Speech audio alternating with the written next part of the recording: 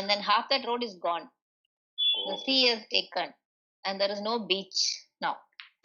And they have not even, they have repaired it many times, but then the sea is coming again and again. So now it is kept like that only. So when you take from airport, you come, you see half the road is not there. There is no beach actually. No. It has been like that for the 2-3 years. Otherwise, whenever I come to Trivandrum, I used to go to that beach and then sit there for some time. And it was a long beach was there, very nice sand, very clean it was. But now anyway, there's nobody can go there. There's no beach. You can't even see. So shall we start? Yeah. Yep. Okay, so yesterday I had a very nice, interesting experience. So I thought, let me share. So, first experience was one of my friend's daughter. She has read that Aghori, and she's now able to have the Devi manifest in her dreams or whatever it is, and she found out how she can do and all that. So she wanted to know what is next she has to do. Okay, so I told her I'm not having any much detail on the Bhuta Shuddhi except for whatever I've shared. So I don't have the precise way of doing it because I myself is not doing the Bhuta Shuddhi, and I am not a person who has renunciated, nor I have a guru in a physical form. So it would become very difficult to say whether it is hallucination or it is real. So I told her how to find out between hallucination and real. If there is agitation in the mind and there is helplessness in the mind, to see that Devi or the deity or whatever, and the mind starts projecting, it means there is a pounding of the heart where you can feel the beats go higher or you become emotional. Either which way, it shows that it is an hallucination, not real experience. Whereas if somebody's heart were to expand and you feel filled up, just like water filled to the brim, and you feel that as much water which is flowing in, it is making it that much comfortable. Even though the water is filling, but you are feeling light and you're feeling energized. And then there is no doubt, no agitation, or there is no expectation also. And the heart is at peace, meaning the beating of the heart is not at all heard, or it is so calm that you can't even say whether you are breathing or the heartbeat. In that case, it is real. The mind is projecting indeed what is there in the consciousness, or rather, consciousness is able to project the thing what is there in the mind. So the person is in Savikalpa Samadhi state. And if the person is in Savikalpa Samadhi state, he or she will not be able to ask anything as a favor.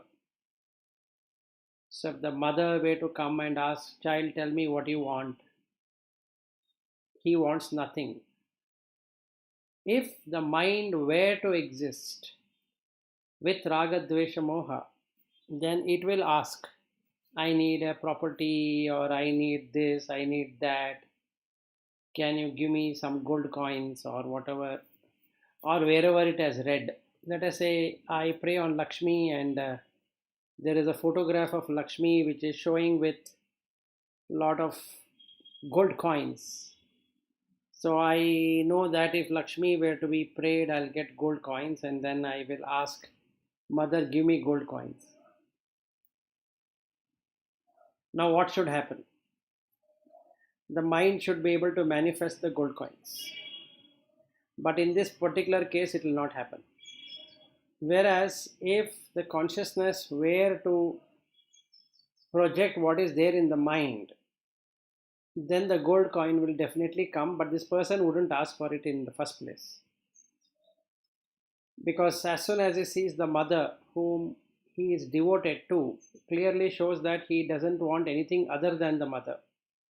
If the person's mind is already in raga, dvesha, moha, then this person is going to definitely ask for favor, because his shraddha and bhakti are not totally established.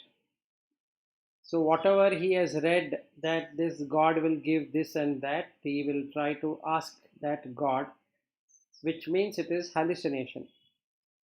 It can happen during waking state, can happen during sleeping state, can even happen as a vision. So we can't really say whether it's truth or not. But generally it is not true. Whereas if the sakshatkar of that deity happens and the person is totally engrossed in that deity and wants nothing, asks nothing, has no raga, dvesha, moha except for seeing the deity in full splendor, then his mind is established on savikalpa samadhi. It is not nirvikalpa samadhi. It is better than the normal person. So this is what I explained to her. And in the evening, when I was doing this meditation class, one of the person who attends the meditation class asked me, before the meditation class, he was asking me a question, that in Bhagavad Gita, I find how to liberate, I am not able to understand. Is it my basic question, or am I reading it correctly, or what is the problem? So I told him that your doubt is correct, that it doesn't talk in clear terms on liberation. In fact, the Bhagavad Gita is 60% Bhakti Yoga, or rather 70% Bhakti Yoga and 30% the Jnana Yoga. And for everything, Krishna would say that you do what I am doing and you will get liberated, which is the foundation of Bhakti, which is correct. So what Shankara did was to create a Prasthanatrayi, because he found that using Bhagavad Gita alone will not get the person into liberation path. So he then looked at the 10 Upanishads and then wanted to give the flavor of those Upanishads using Vivekachudamani. So if somebody were to follow Vivekachudamani, he is precisely putting what is there in the Upanishad, then how one should understand the reality. So along with the Bhagavad Gita, it becomes like a two-pod, not tripod, it becomes two-pod. The third pod would be the Brahma Sutra. So these three are required for person who wants to get liberated from the samsara.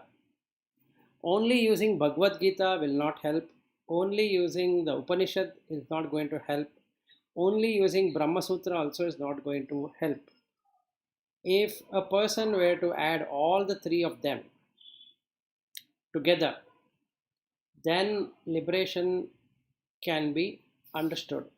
And what the Vivekachudamani talks about in the third and the fourth volume is basically on the person's understanding on Brahma Sutra. So if somebody has not studied Shankaracharya's the Brahma Sutras, then he or she would not be able to understand anything at all.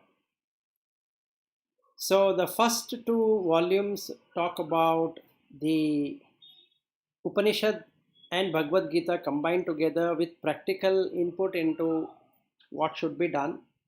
So that is the sadhana. And the third and fourth volume talks about once the sadhana is established, how the person experiences it. So for which the Brahma Sutra is definitely required. And then the fourth volume talks about after liberation, how the person will react to situations. So this is what the explanation I gave to that person. I mean, I couldn't talk about Brahma Sutra and all that, but I only spoke about the Vivekachudamani and the Bhagavad Gita. So basically, if we were to use Vivekachudamani and Bhagavad Gita together, just like what we are doing today, it will help in understanding the practical side of it. Otherwise, we will be only understanding the bhakti side of it using Bhagavad Gita.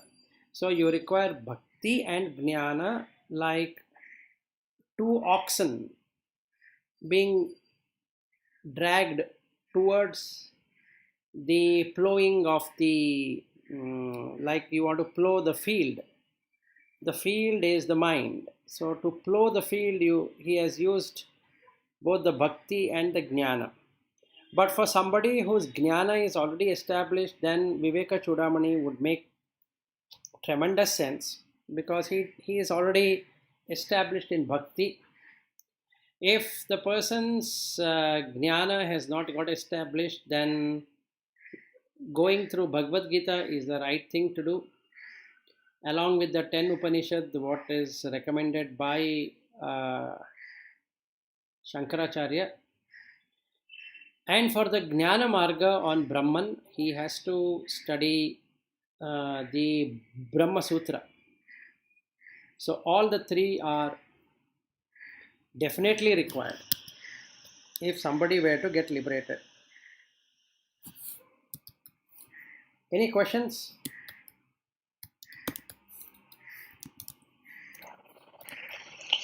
So So earlier, Prasthanatraya is important.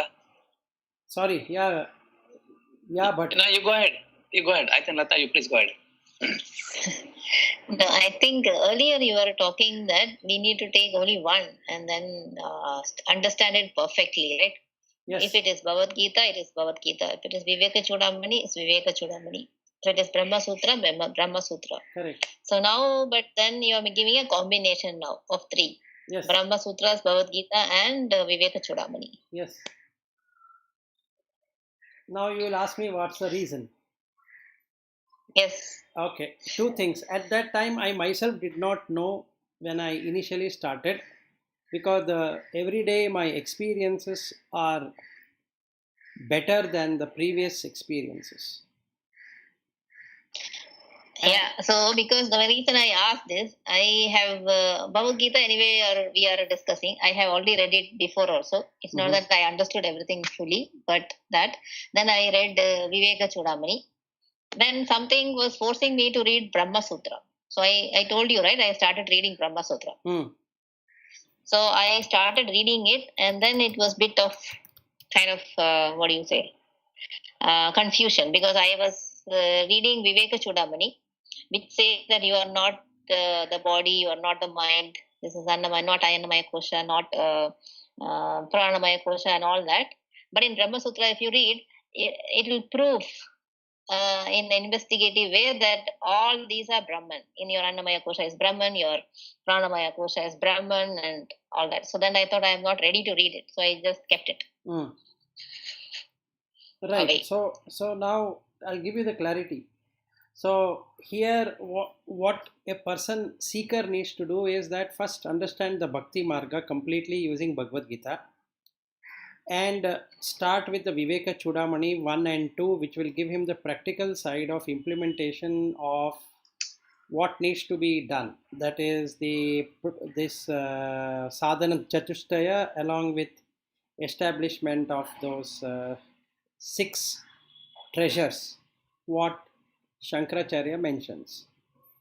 Using that and the third volume, what we are doing, or the second volume, what we are doing today is about the Annamaya Kosha and the Pranamaya Kosha and Manomaya Kosha, Vijnanamaya Kosha and Anandamaya Kosha, after understood from what Shankara has explained there and experiencing those 5 koshas, one starts investigating the Brahma Sutras. That's the last one.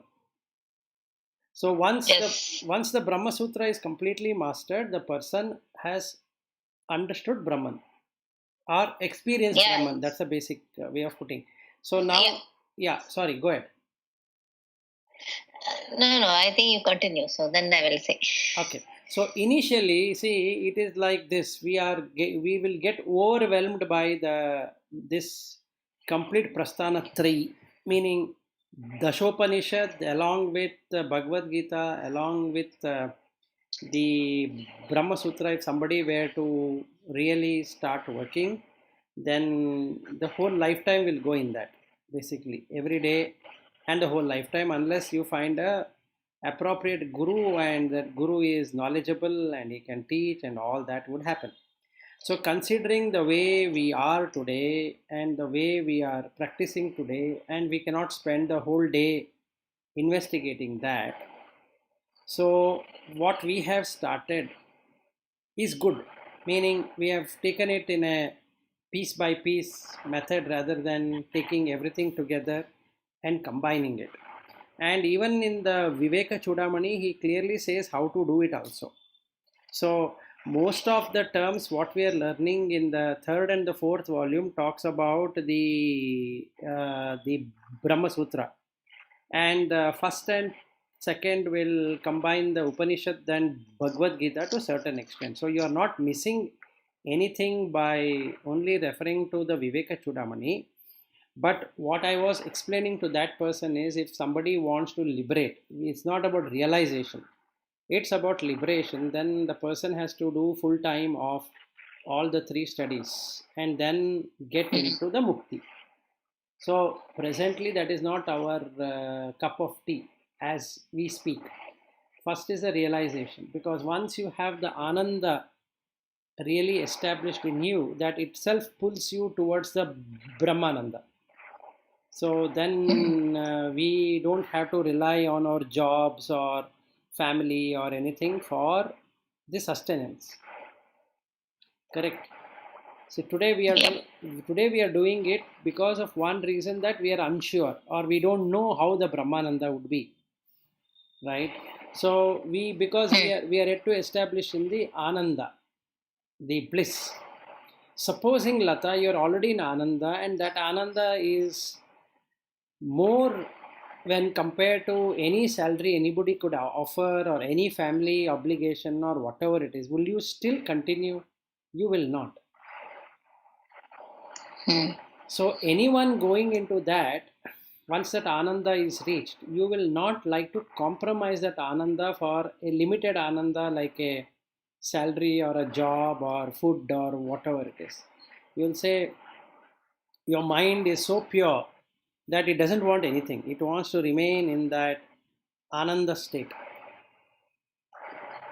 Because we have not seen ananda, we are theoretically seeing ananda, the way we are doing is okay. So initially I said we should start with this, but my experiences in this COVID period has been extraordinarily good, because the office work has reduced, number one.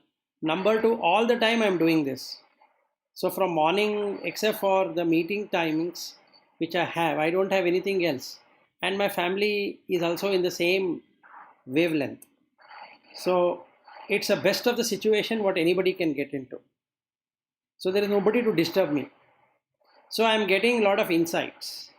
And this was one of the insights which came in yesterday. It was not known to me even earlier. So the guru in me, or that guru who keeps on talking about things to me, said to that person that these 3 are required, and I'm sharing that with you. This I was not knowing even earlier myself. And the way the answer came also was really profound.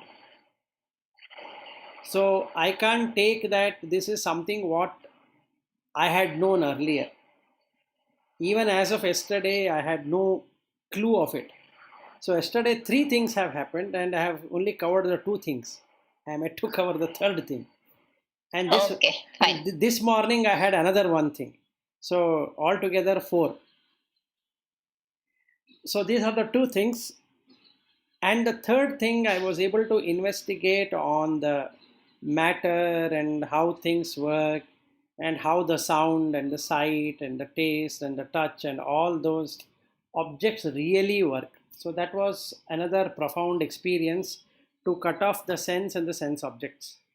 Meaning, to withdraw the senses so the sense objects don't haunt, don't disturb the mind. And that makes it really good to experience what is called as an emptiness of everything. So it was very good to see on how this empty feeling will come, which is devoid of anything at all. And the fourth one this morning, what I experienced is that I was just looking at how people suffer in life in different ways, like relationship and health and comfort and the food and the lodging and the shelter and medicine. Then we have expectations, then we have comforts. Again, part of expectation, like that I was watching, and then suddenly something stuck in me, like, my wife has this problem of giddiness. So she has, in the allopathic medicine, they don't have any answer to that, and she takes some medicine to stop that head spinning, and after some time it stops. And in Ayurveda, there is an answer to it, and that is the vata will increase or the pitta will increase, and then that causes the head spinning. But I was investigating the matter, how this whole thing works. So the Vayu has this strength called Bala. When we see the whirlwind outside, let's say a tornado or a whirlwind or whatever, the same thing is happening in the body. So when the energy increases of the Vata or the Vayu inside the body, it starts whirling up. And if it starts whirling up, then the person is not there anyway. It is just the mind which is stuck. So the mind will not be able to see anything clearly because it is whirling around.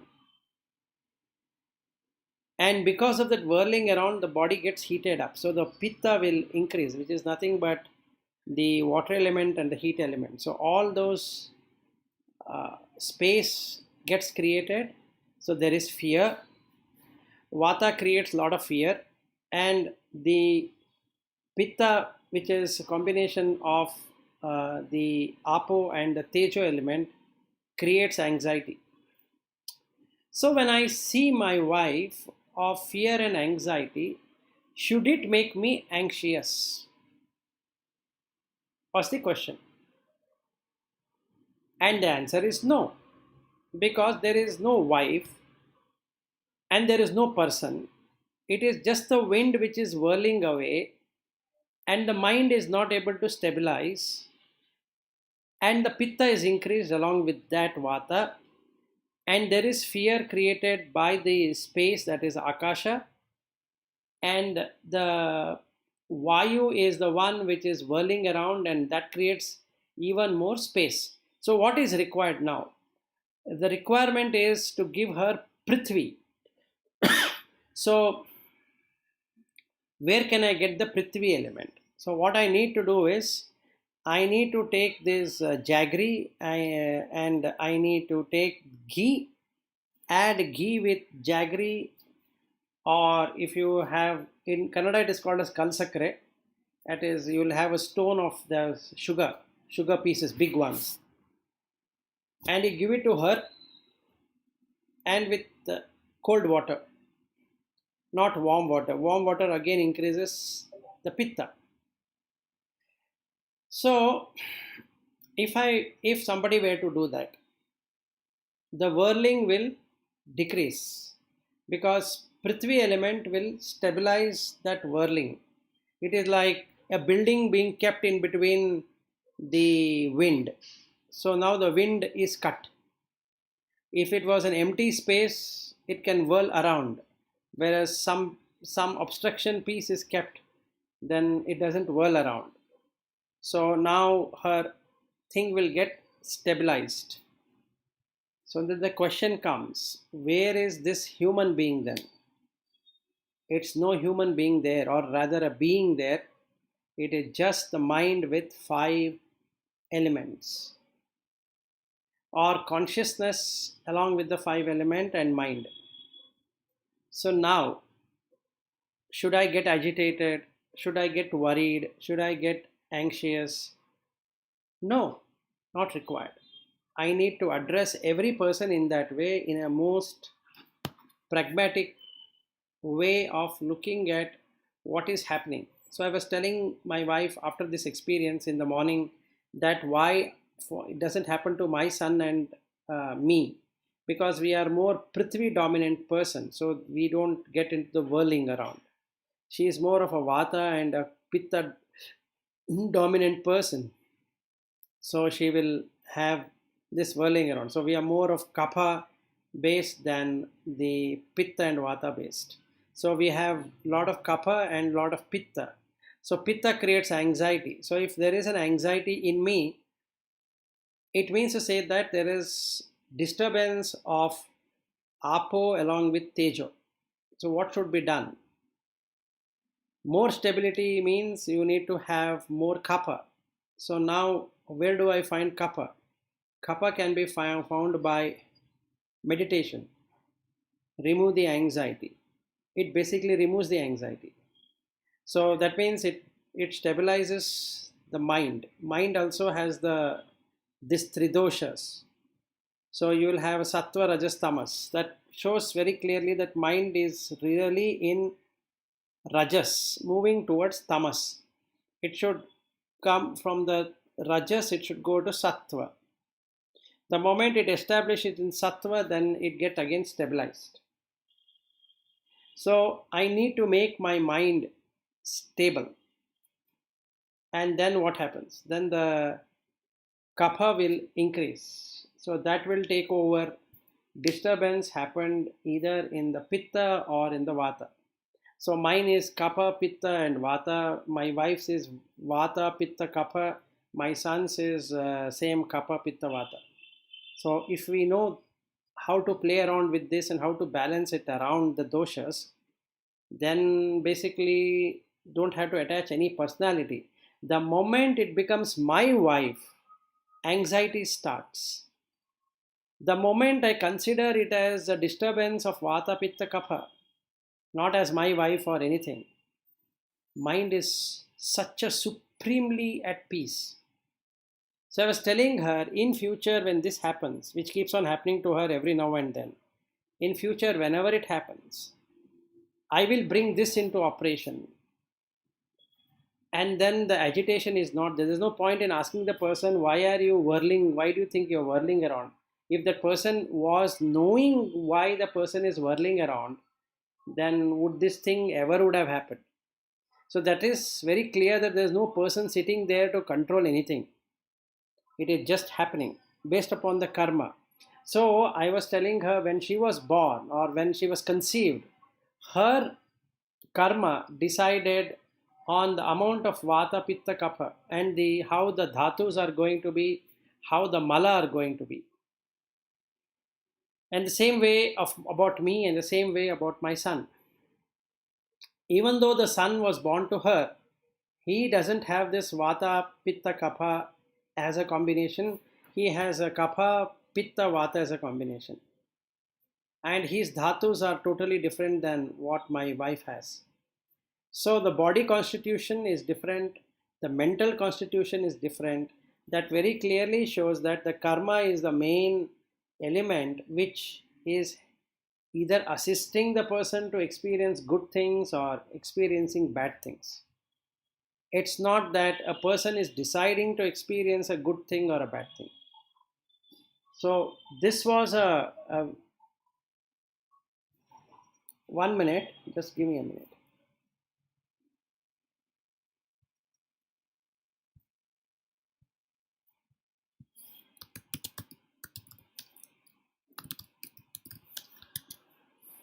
So these were the 4 experiences what I had. Any questions, or shall we move now into Bhagavad Gita?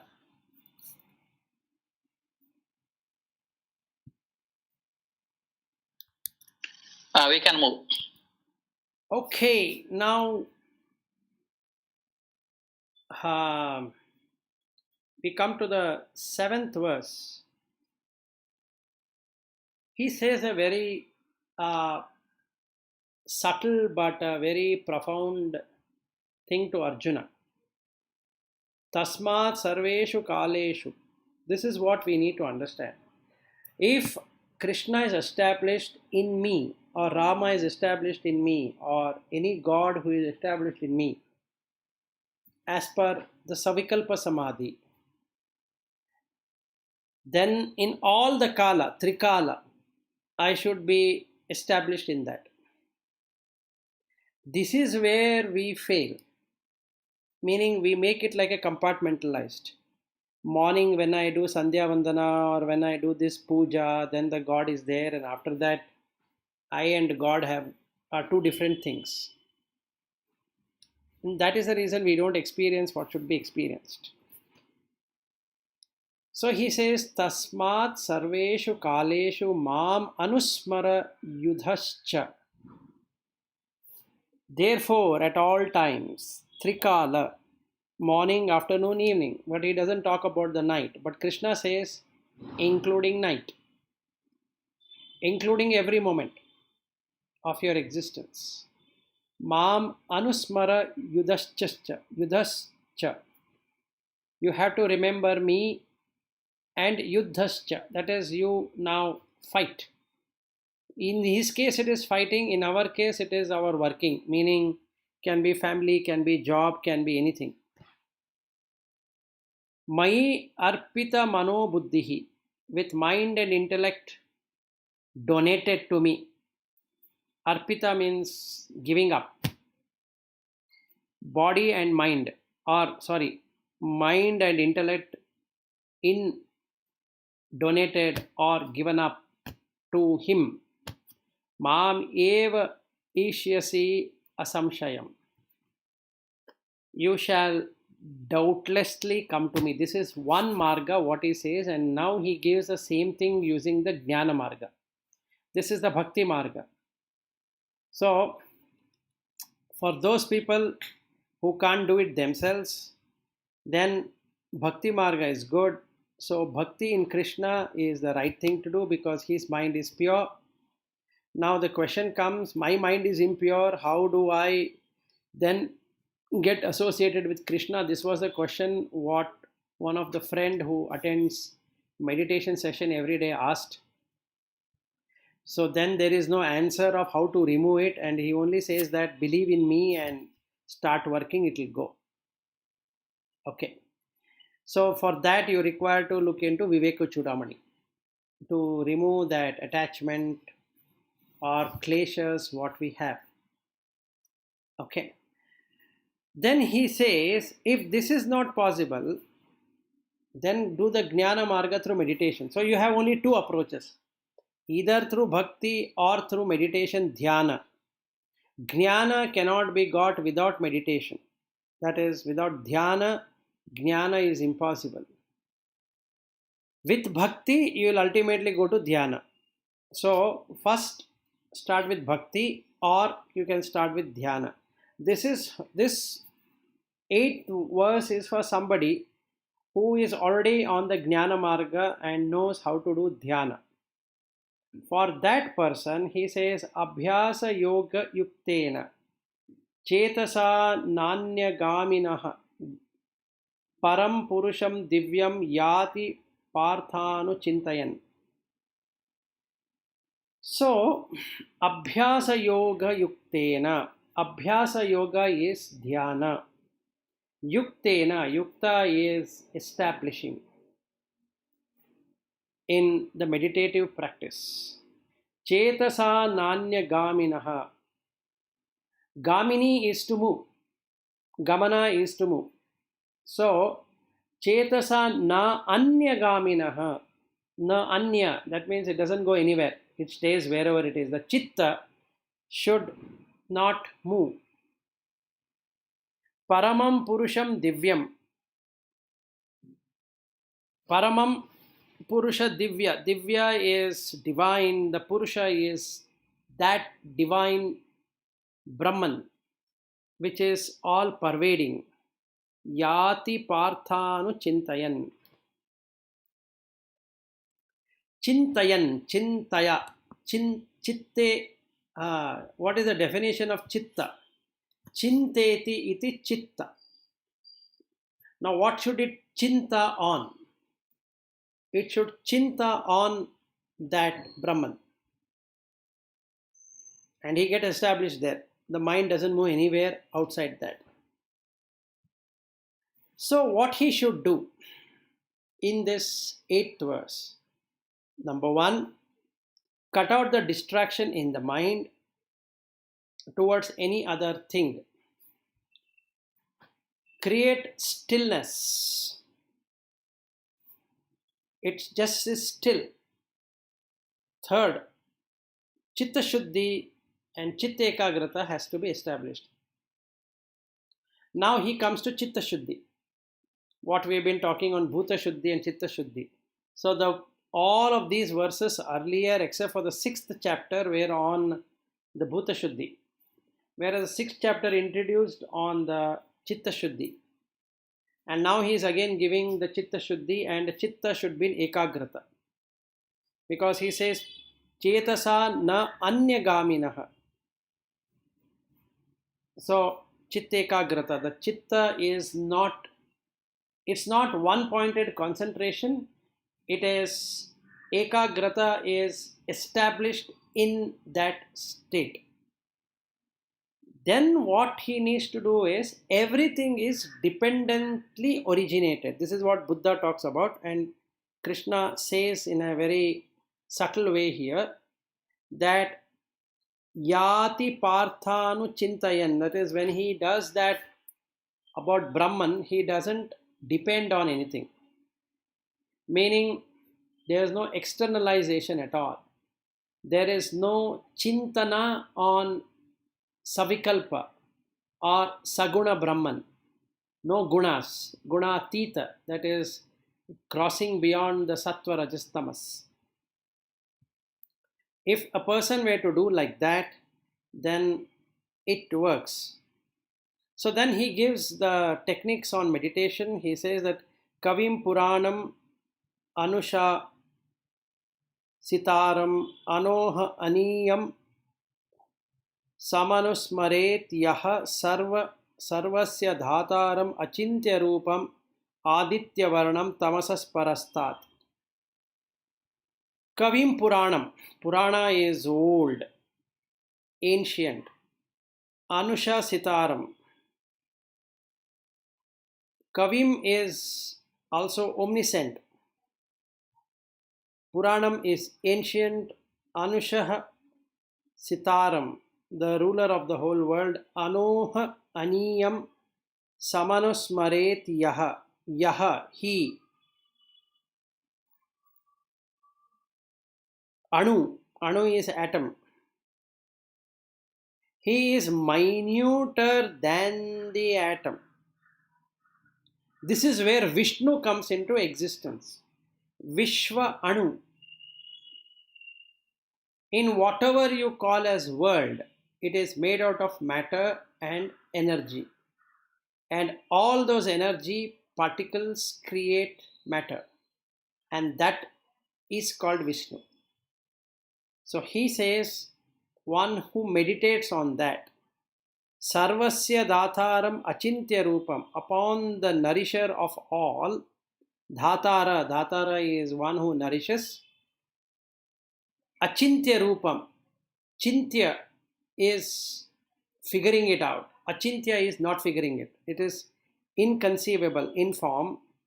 Aditya Varnam is effulgent like a sun. So normally you see 12 Adityas when you are in meditation. You will see the prakasha of 12 suns. That is bright, that much is the brightness of the Brahman. when you enter into Brahman, you will forget what you are doing. You're totally there. Tasmat parastat, beyond the darkness of the ignorance. So, how to do it is that first you should know it is minuter than the minutest. Second thing is that it should be the nourisher. So when we do it, we'll come to know that it is nourishing. It is inconceivable in form. So anything coming as a form in front of it shows that there is lot more to progress. So if a Devi comes or a Deva comes or something comes in the form, that means that is not real. Even if the sun were to come in front of it, it is still not. It is almost there but not yet there. So this is the way of realization using meditation. So shall we now take Vivekachudamani or continue on this?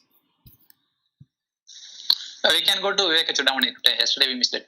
Yes, yesterday we missed it, so let us do that. Any questions on this? I was telling that we have to meditate on Brahman Yes. All the time.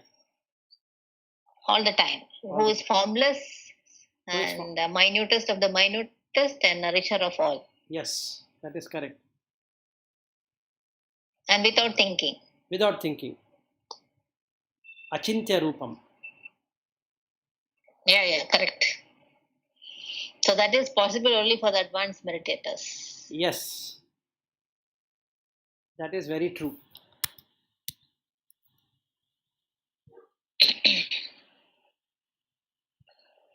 Okay, something to ponder on. Yes. Something big to ponder upon. Okay, now, so now we come to the Pranamaya Kosha, 165. So he says, Karmendriya Panchabhi Anchintah Ayam Pranaha Bhavet Pranamayaha Tu Koshaha Ena Atmavan Annamayaha Anupurnaha Pravartate Asau Sakala Kriyasu. So what he's saying is that the 5 faculties of organ of action, Karma Indriya 5, that is, you have the hands, Pani, Pada, Vak, that is speech, then Upastha, genitals, and then the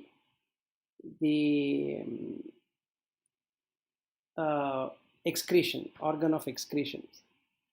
These are the 5.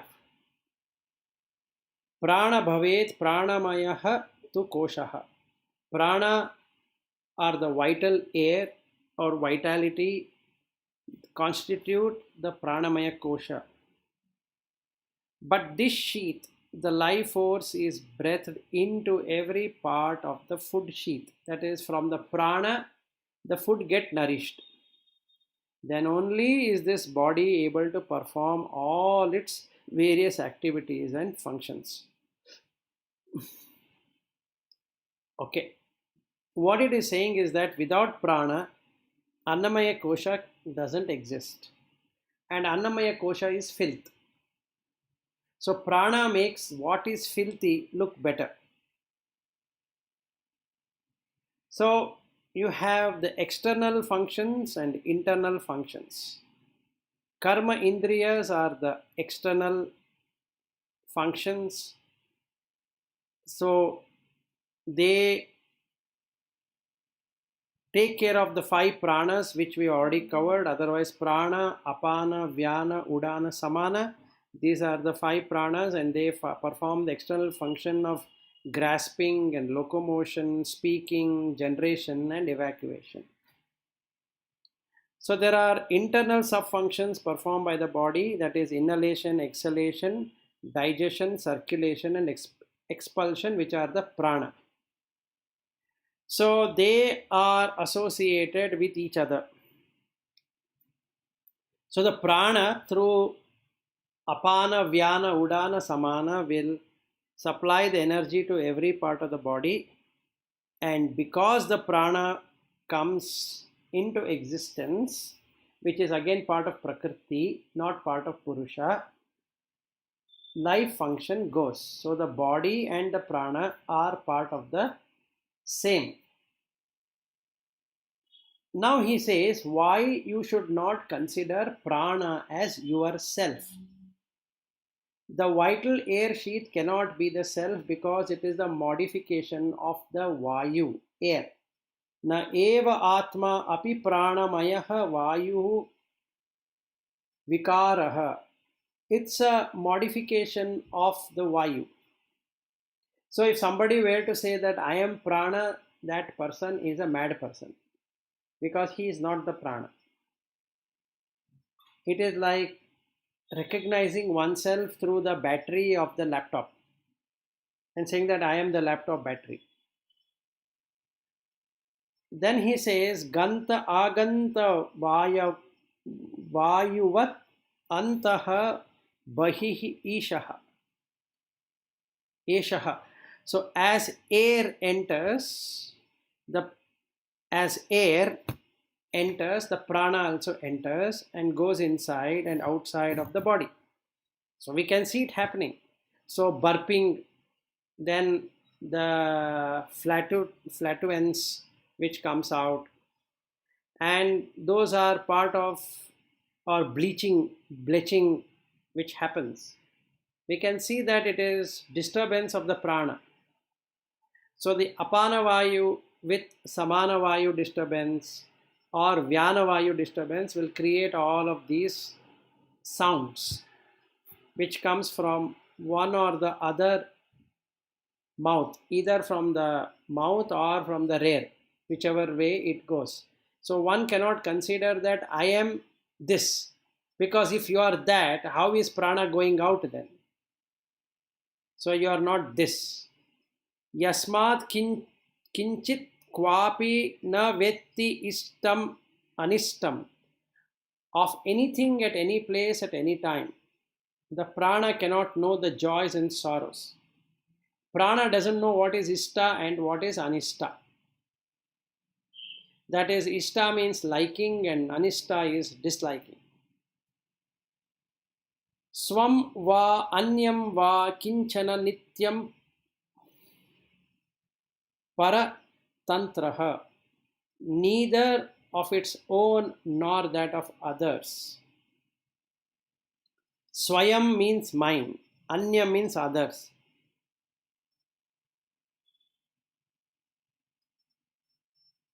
It cannot be owned. This means it is always dependent on something else. So prana is inert. It has no sentiency. It cannot think. It cannot know anything of sukha and dukkha, raga and dvesha, all of that. Prana is helpless. It chooses based upon the condition which it is predominant on.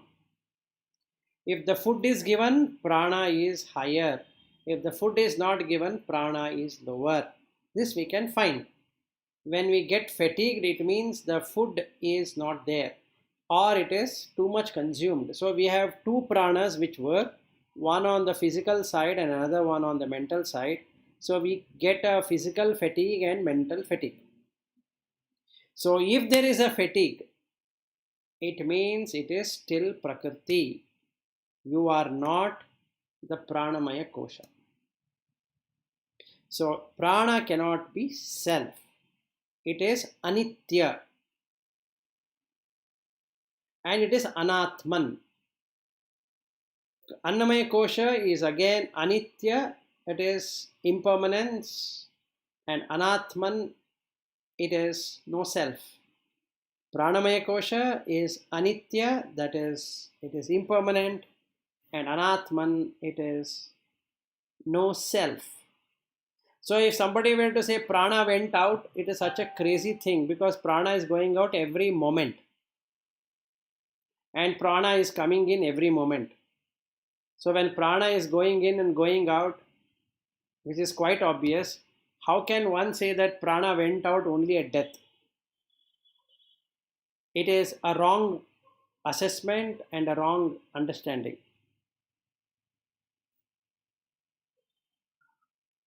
So, Then how to define death? If prana is not going out, what else happens there? we'll come to that. Let us wait for Shankaracharya to answer that. Okay. It is there in the same book. Don't worry. We'll cover that. So now we are clear that Annamaya Kosha is non-self, Pranamaya Kosha is also non-self.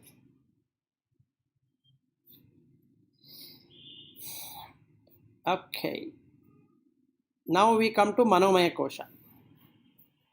That ends the Pranamaya Kosha. Now you will have funny things happening in Pranamaya Kosha. Okay.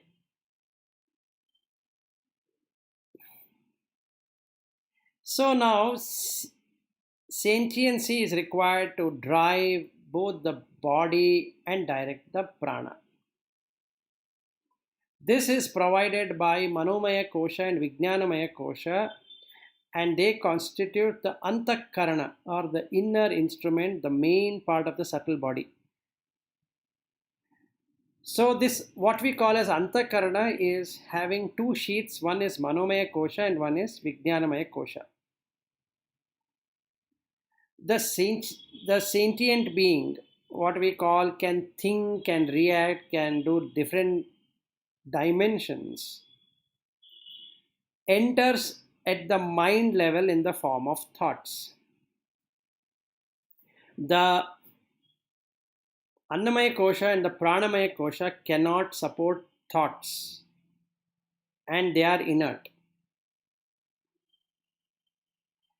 When the thought enters, it gives vibrations, it gives chalana, and creates an identity view as I, because there are images which gets created in the mind, and that is the mechanics or physics of Manomaya Kosha.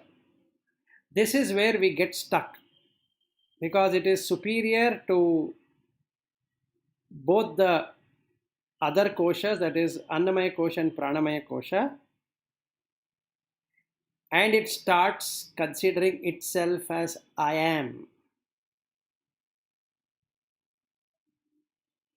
This is where a person says that I am eating, I am seeing, I am thinking, I am grasping, I am walking, I am talking. All of that is coming from the Manomaya Kosha.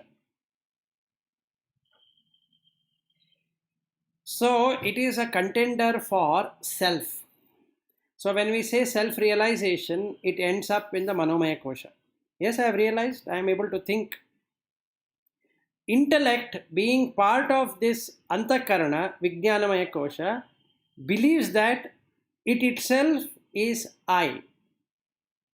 So the Antakarana is the maximum a person can think that it is.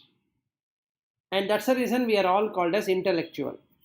Because we can make it into reality in the mind and also produces the dimension using the Vijnanamaya Kosha, and that is the intellect. But both are untrue. They are as inert as the other two. So the Pranamaya Kosha, the Manomaya Kosha and the Vijnanamaya Kosha together form the subtle body, and this is the body which transmigrates to different existences. So now let's understand what is the mind. And I suggest you ask me a question after this verse 167. because it's the most complicated one. So let me try to explain it in the most simplest way. Jnana indriyani cha manah cha manomayah syat koshah mama aham iti vastu vikalpa hetuhu samgnadibheda kala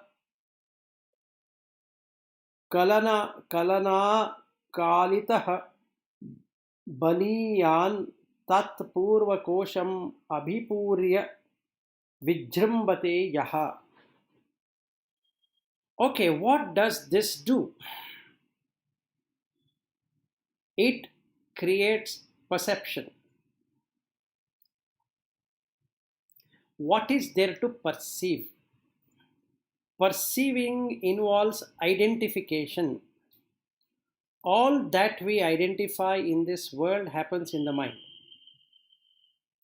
So mind is the knower. It knows. There is nothing in this world it knows not. It knows. How? You give the book, you'll teach, it knows. Right now I am talking about Manomaya Kosha. After some time, you know. That name Manomaya Kosha itself will lit up saying, this I know. So that is what it does, perception. So it perceives what is indicated by the senses. So the senses of sight and sound and taste and smell and thoughts are perceived by this mind. Now there is a problem. It proliferates as I and mine. That's the job of perception. Once a person perceives, he immediately makes it as his.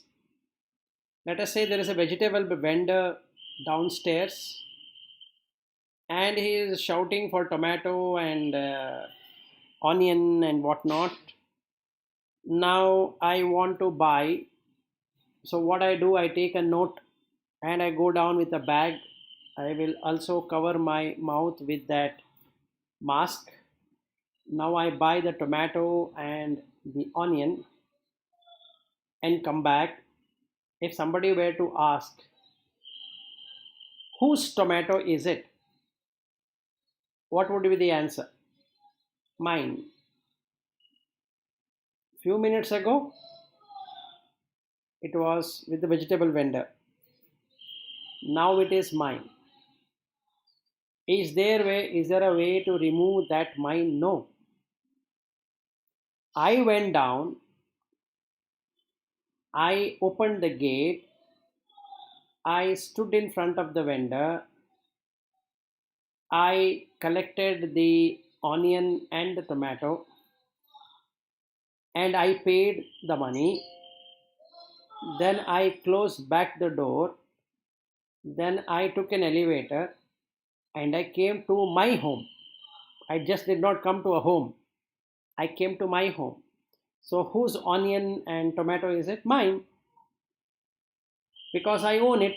How did I own it? I paid for it. This is the problem with Manomaya Kosha. It can immediately relate as itself without any gap in the time. It can do it pretty fast.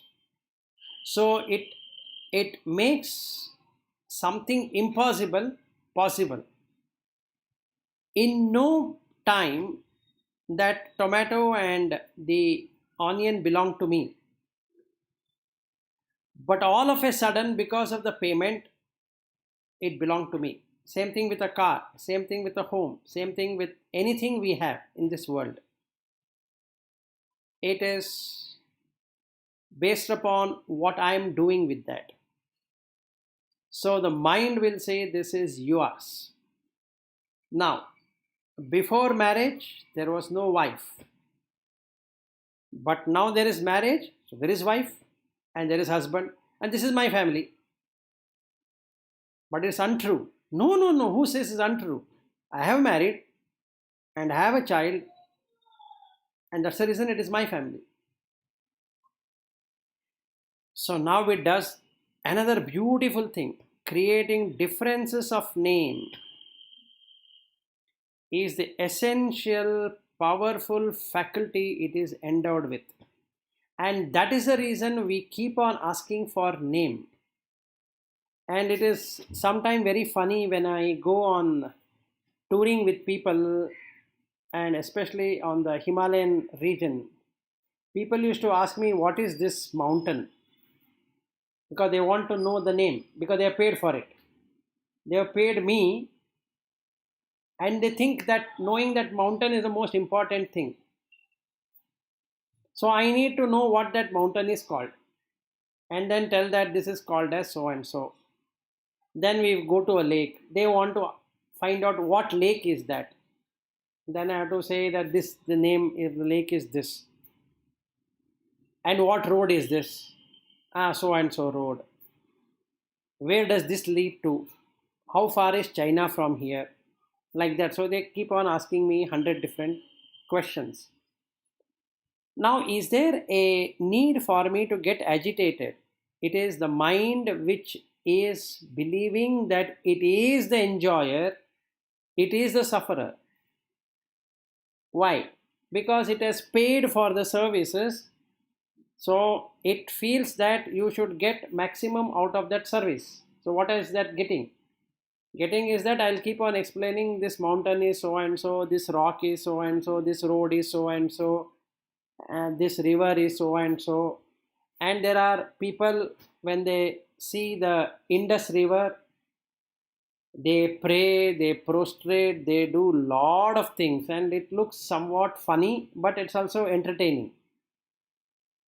Because whatever he has read about Sindhu River, he feels he is on that Sindhu River. So they offer prayers, they offer so many things. It's nice to watch, but they don't realize that it is untrue. It is just water. It doesn't matter whether it is called as Sindhu River or a Hindu River or as a Jhelum River or as a Ravi River, a Sutlej River, this river. How does it really matter? It is just water. But mind doesn't want to do that. It wants to name. And the money is paid for naming. The more the names, the better it is. And then we have the faculty of remembrance. So we remember the entire picture. Pictorial representation happens immediately. So let us say I go on Kedarnath trek. I go to Kedarnath. I hear the word Kedarnath. That is what I am interested in. Then somebody says this is Gangotri. Oh, good. So now that name is taken. Oh, this is America. This is Australia. This is this continent, that continent. This has so and so. This has so and so. All of these product services naming conventions happen in the Manomaya Kosha and wrongly taken as I. So the people get upset if they find that I don't know what it is called as, because they did not get the service what was expected out of that. Let us say I take them to the Sindhu River or Indus River, and we stand there and they ask me some question about the history and significance of the Sindhu River. And if I start explaining to them, they feel very happy. If I don't explain, they say that it's just a river. How does it really matter to you? They get upset. Who is getting upset? The mind is upset. Because mind gave value to something, but the other person mind is undervaluing it. And because there is a valuing and undervaluing, the mind feels that it did not get what it aspired for. So it has a problem. So mental clashes are going to happen because mind can borrow consciousness. The other two cannot do it. The Pranamaya Kosha and the Annamaya Kosha cannot borrow consciousness. whereas Manomaya Kosha can borrow consciousness. Tat Purva Kosham Abhipurya Vijrambate Yaha. The vital air sheath that precedes it is pervaded by it and is manifested form of it. So this prana in its manifestation is the manas. But manas will push the prana away, saying that, look, I am here. You don't have any power to touch me. So the raw material of thoughts which comes in the Manomaya Kosha is the name and forms. The mind takes pride in differentiating things and concept, and everything is conceptual. So we are always in conceptual reality. The more the concept we know, the better it would be. So what the thought will do now is, it will put a name for the thought and create a form out of it, as though it is real. Apart from Shankaracharya, only Buddha were able to tell about name and forms, and it is so thankful to Shankara to bring out the topic of name and forms, which otherwise is not found anywhere. You have to really struggle in the Upanishad to get about the name and forms.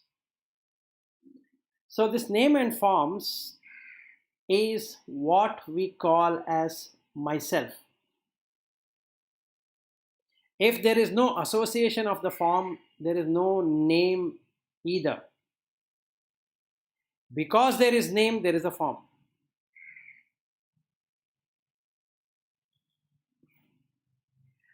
So it controls both the Pranamaya Kosha and the Annamaya Kosha. So now what it does is, since the Annamaya Kosha has no power on its own, mind decides what to eat and what not to eat. This is the beauty. So 99% of the people spend time in eating, preparing food and eating. So they'll say, I prepared this, I prepared that, this is called as so and so pudding, that is called as so and so. And in our home we have prepared it in this way. In your home, how do you prepare? And the whole life is spent on discussing about what food it is, how good it is, what are the nutrients associated with it, and why you should eat that, why you should eat this, and South Indian food and the Keralite food and the Kannadiga food, Tamil Nadu food and this food and that food. It's only all about that. So it hijacks the Annamaya Kosha. And the diseases appears where? In the Annamaya Kosha. Who struggles with that? The thoughts. So now it's fun. Thoughts cannot change the Annamaya Kosha because they are not sentient, they are inert. Prana is one which is moving the nutrients in the body to different places, and since that I am this mind eating so many different kind of food which doesn't suit that kind of body, mind cannot do anything because it is the function of the prana to move the food. It is not the function of the mind to move the food. So the pain is felt in the mind because it is registered in the body through the mind. Now this mind is in trouble. Mind wants to enjoy, body is not allowing it to enjoy because the prana is held indefinitely. The pain what one feels is of the prana.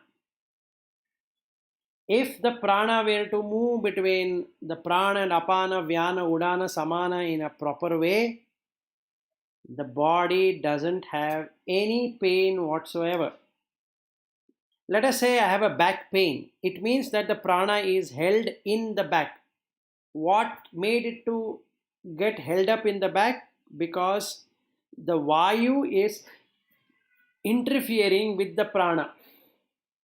Unless the Vayu moves out, the prana cannot move. So there is pain. Now mind creates another pain, saying that why this pain has come? Oh, maybe I did not sit properly. Oh, maybe in their home the way they had kept the table was not okay, or the chair was not okay, or maybe I have sat for long hours, maybe I have done this, maybe I have done that. But all of those things are false. It is a pure imagination by the mind, because thoughts keeps on happening in the mind. It has the power to think, power to reflect, power to cognize and intellectualize all of it, because it can create name and forms. But physical body is literally inert. It's a log of wood and nothing else. It is made up of only Prithvi, Apo, Vayu, Tejo, Akasha. There are only 5 elements which is made out of. The life in that is created by the prana. Otherwise, there is no movement. If prana were not to be there, there is no movement. But mind thinks that it is the one which is moving, and it is also inert. But it is subtler than the physical. So it thinks I am. So if you've seen, we all will say, I had a good meal. Somebody should ask, who had a good meal? Can you tell me?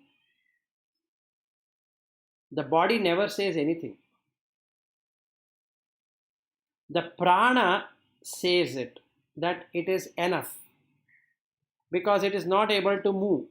So once it is not able to move, it cuts. So there is a feeling of fullness in the stomach. But then I say, I am full. How stupid of mine to say that I am full. And somebody should ask, then were you empty earlier? This is called Nama and Rupa. Not knowing the reality, the mind bothers itself as its own self. Any questions?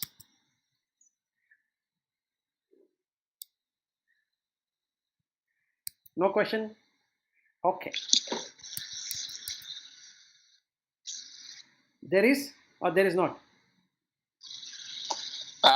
You mentioned this manomaya is influenced by our, what do you call, reflected consciousness, right? Yes. Correct. But not annamaya and pranamaya. No.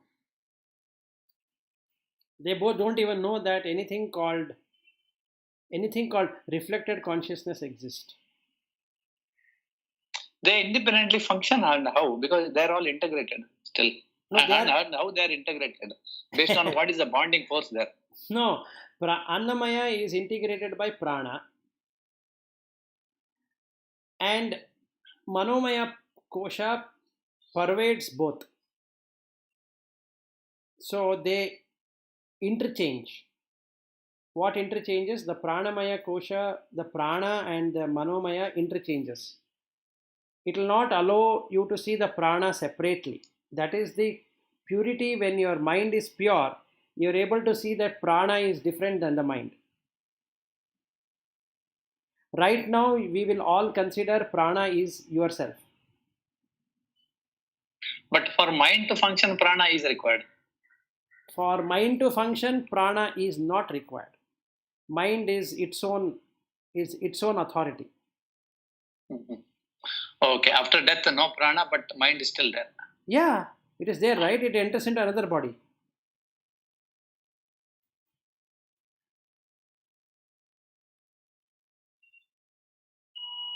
Yeah. But so Anna is required only for gross body, Anna required, or it is also required for mind?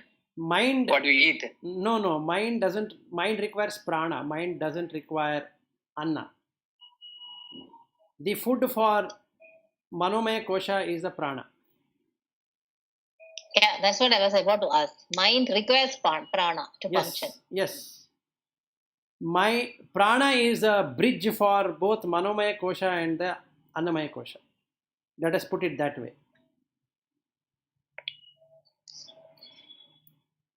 So the mind actually requires prana to function. Otherwise, it will not be able to function. Yes, it gets So that is exhausted. what gives the energy. Yes.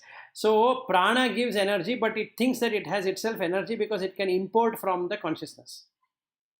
So it can also get from prana. It can also get from consciousness Yes. directly. Yes. Just like when you are in meditation, you are not taking from prana at all, right?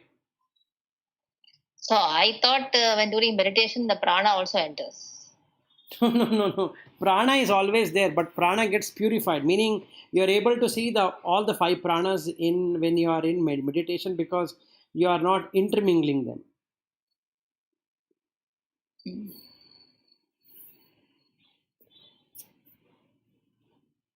Anyway, Shankara will provide more details, but you can really experience it on the prana and apana. This is when the Kundalini Shakti will start working.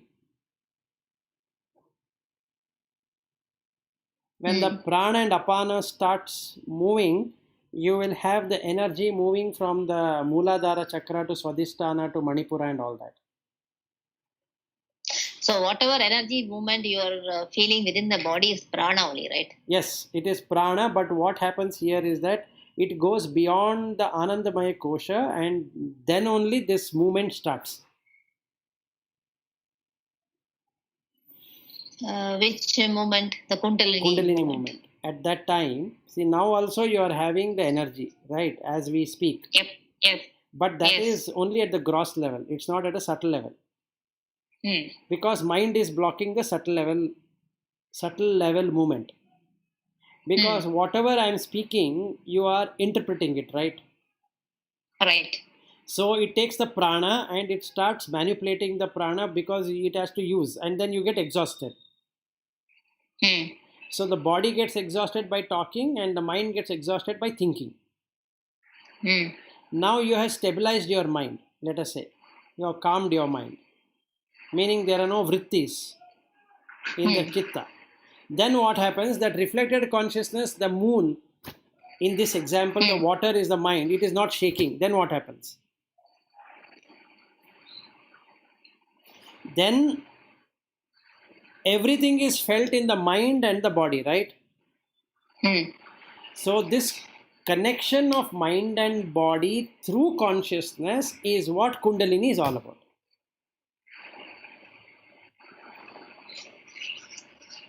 Yeah.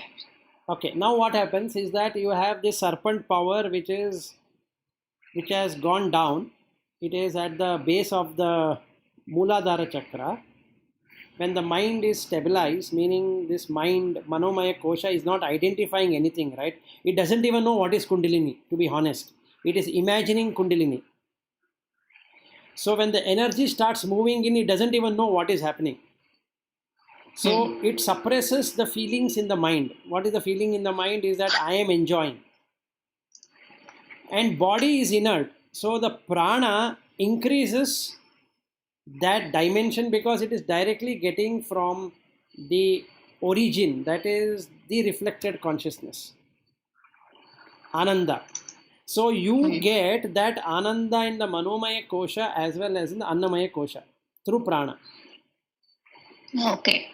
So now who is enjoying that Kundalini Shakti? You will say, I am enjoying. But at that time there is no I am to enjoy. Because it can't be controlled. Yeah. So you will feel blissful. Because you are enjoying that Anandamaya Kosha which is reflected onto the mind, and mind then opens up to the prana. So Annamaya Kosha is 5 elements. It is connected to prana in movement. Okay, these two are one single piece. So the movement of the body is through prana. Okay. Misunderstanding from the mind is that it is the controller of this prana and the body. Now if the disconnection happens because there is no nama and rupa, then the energy directly flows everywhere. It is not blocked. Because there is no I. basically. So when there is no I, you are in Ananda all the time. This is what you will get through this. And that is a practice.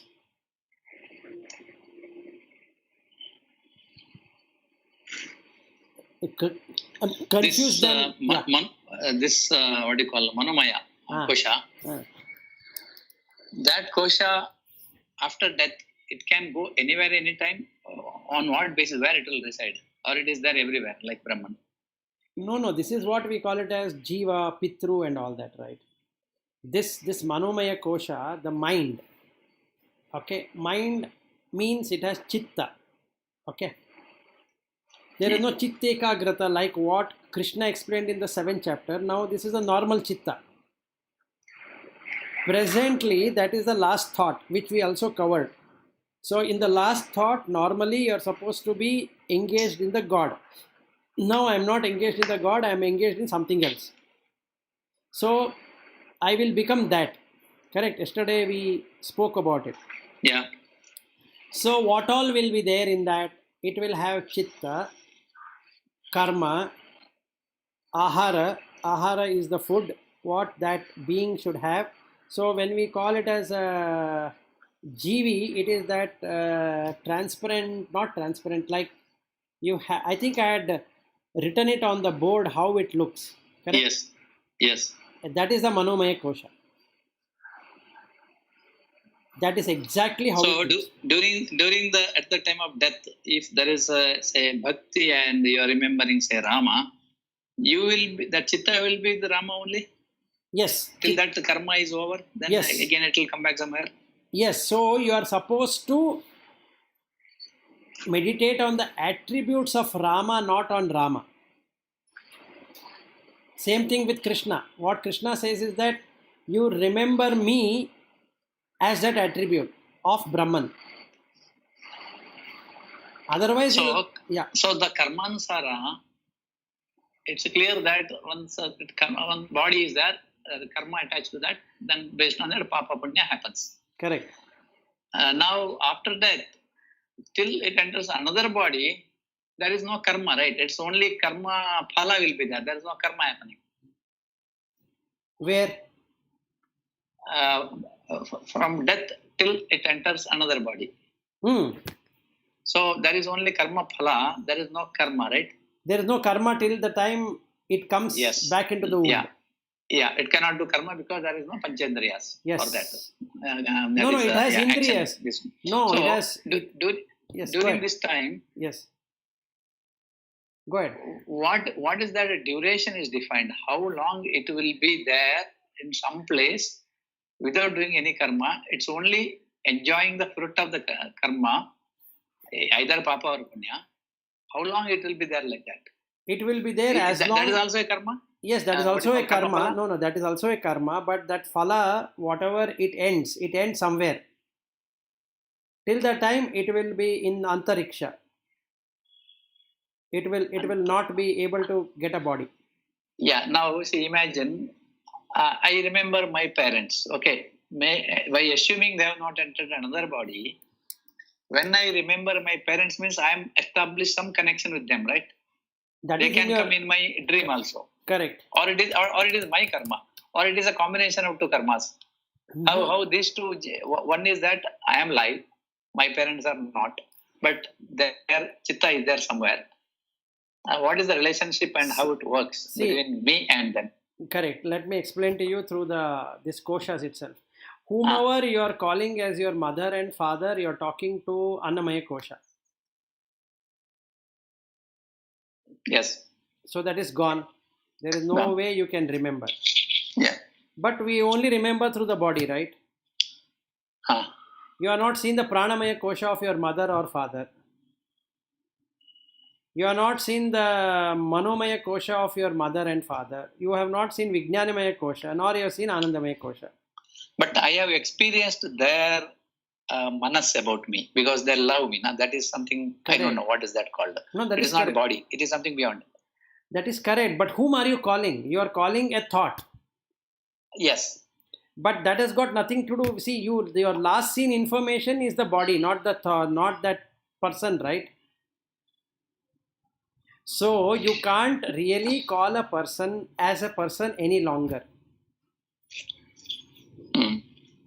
Okay, even in my case, I don't have my parents, so there is it is last known information. So my thought pattern will go to the last scene. That is, last scene is whenever we had put her on the floor and we were ready. Yeah. That's all it will get. But whom am I calling? That body. But body is inert. And what has gone out? Prana. 5 pranas are not there along with the Manomaya Kosha. Complete Kosha itself is removed. So the Pranamaya Kosha, Vijnanamaya Kosha, Anandamaya Kosha, all the 3 koshas are not there along with Pranamaya Kosha. So what is left out is only the Annamaya Kosha. Correct? Yeah. Now how can I call my mother? Now where is she? It is not there. So it will be foolishness to think that I am giving some. See, but my chitta is there, her chitta is there.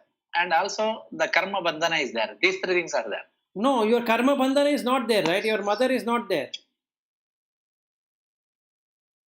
Your karma bandhana has got cut, right? It has got severed. Yeah. With the body it is severed, but because if I think that I need my mother, in another janma, she will be with me. Similarly, the other way is also true. That is but correct. That connection is there, right? That is not disconnected. Only body is disconnected.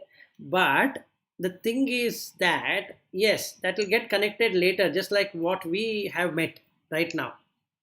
Yes. And that this is where you can go back to your past life regression, because it is all stored in the mind only. And find out what you were in your last birth and all that, and what kind of body was there, because you can reflect and then you can find out about yourself and also about others. Yeah.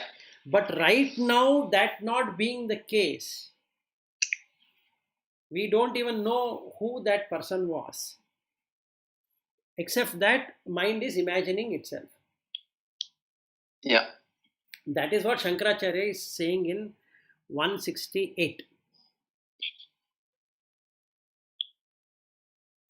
Sorry, 167. That's what he says. So he gives a good example in 168.